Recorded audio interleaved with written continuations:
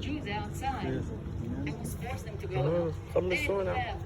we had Machane Israel, which was a neighborhood that was built by a denomination, by the community. But here,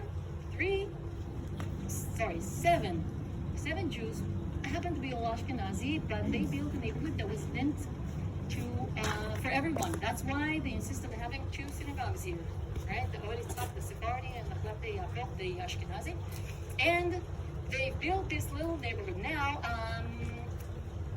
I found out how they built it by, I want to thank Professor Yoshua Ben Aryeh, who had a very interesting research here, and he painted the houses by the time they were established. So whatever is darker is sooner, which means all the very dark red houses that you see here were built first, and then as lighter it gets, the later it was built. And it's very clear that the eastern side, facing the old city, was built first. But remember they were talking about 7 houses? That was the plan, right? I don't see main 7 houses around. And also, I told you that they had a problem. I mean, this was a very good part because it was attached to the main road. But this was close to the cemetery, right? So how did it work? Did they go by lottery? No. They knew nobody was going to come if they were going to get the plot next to the cemetery. So one of the founders, one of the Shiva, Yoshua Yelin, wrote a book about his memories, memoirs of Jerusalem. Whoever reads Hebrew, Zichronot Leven Yerushalayim, right? Wrote it down.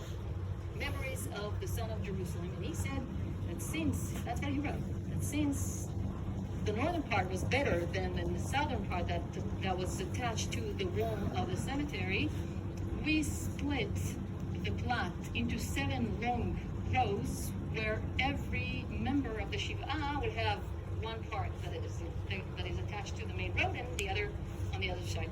Yafa, very nice. Don't know about that. I mean, I'm trying to figure out, I'm trying to see where 7 rows of houses could have been stuck in here. Let's say that this is one row, and here's the second. Let's say they managed to maybe, stick in another 2 for top, right? Top. So what is going on? So, one of the 3. Either they started with the 2, but the plot was bigger, right? And somehow they didn't finish building the whole thing.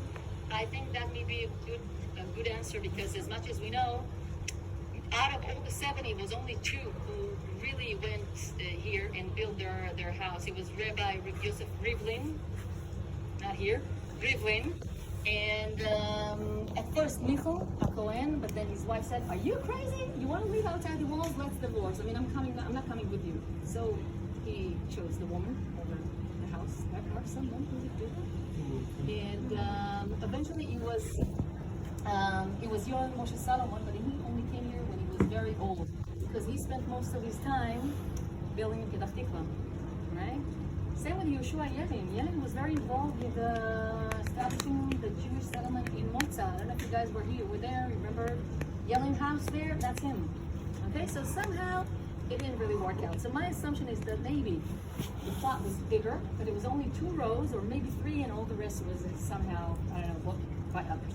Second option is that they did split it to 7 rows, and at the bottom, which means close to the cemetery, which was very narrow, each one of them had, I don't know, 2 meters or maybe 3.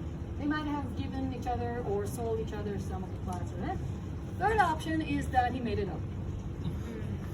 Maybe, I'm just saying, it happens when he comes up with this great idea, which never really happened. So the bottom line, Nachlat Shiva was only based on one person, Rivlin, which we don't even see here. Yosef Rivlin, who was really into building neighborhoods in Jerusalem. The guy built 16 neighborhoods all together. Can you believe this? In every neighborhood that Rabbi Yosef Rivlin built was a neighborhood that he moved to. He took his children, wife, goat, and moved to the new neighborhood. Altogether 16. He's in charge of building lots of the first neighborhoods in Nachlaot. Really an incredible character. When we are in Nachlaot on Thursday, we'll talk a little bit more about why. I mean, why bother? Why move? And live in these neighborhoods, if the plan is just to help the poor live outside the walls, what's the big deal? I mean, what's the motivation? Why do you have to live in this? Well, because then it can show that it's a great place to live because I'm going there. Come join me. There is a better answer. You're going to have to wait first. All right. So, Nachlat Shiva, it took a while for them to, slowly but surely become this main neighborhood. But then now please press on the time button. You go up to the 20th century. I'm now at the British Mandate period. When the Brits came here, they were like, what's this ugly slum? I mean, come on, this is not serious. They made up this place, they made it downtown Jerusalem. I think it's important to know that whenever you walk around Zion Square, Ben Yehuda Street, please imagine an empty mountain until 1920. All right, there was nothing here. When the Brits came over and they decided to take the commercial center of the city outside the old city and move it here, they've chosen this area. And why is that? Because there are already lots of neighborhoods in Nachlaot, and this was on the way, in between the old and the new Jerusalem. So this was just a slum that was stuck and was definitely not important, and they didn't see any use of it as part of the commercial center. So if you